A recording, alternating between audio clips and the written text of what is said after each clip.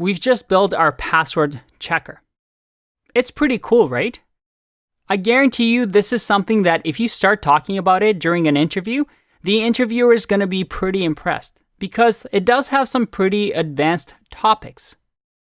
But hopefully, this whole process made sense and you now have a tool that works and that you can even check your passwords to make sure that you're being secure online.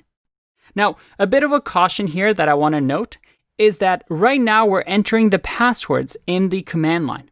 I'm using something called a fish shell. You may have different shells or programs running here that sometimes actually save these commands. If you remember, if I press an up arrow here, you see that I get my passwords back. So somewhere on my computer, this is being saved. Maybe that's not super secure because somebody might have or acquire access to it.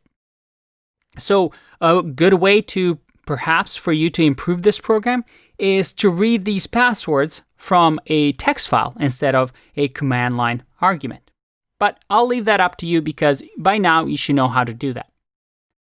The final thing I want to do is just add over here at the bottom, since this should be our main module, to just say if __ name equals main. So only run this file if it's the main file being run from the command line and not if it's being imported. So in here, if I run this, this still works, but we make sure that this file is only going to be run if it's the main file being run. Now, another neat thing that you can do as well is you can also do sys.exit to exit the process in case for some reason this doesn't exit, just to make sure that the system call actually exit and brings us back to the command line. So again, if I save this, there you go.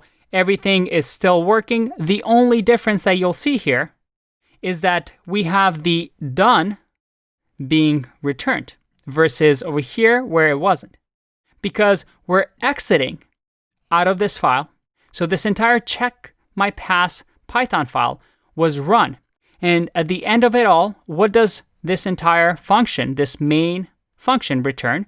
Well, it returns done. So we exit the entire process and we get the return value of done. There we go, ladies and gentlemen.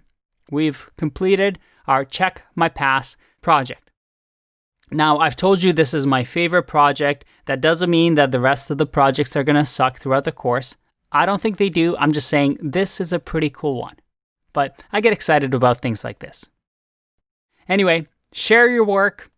Show this off to your parents, your friends, your family, your employer, and I'll see you for the next one. Bye-bye.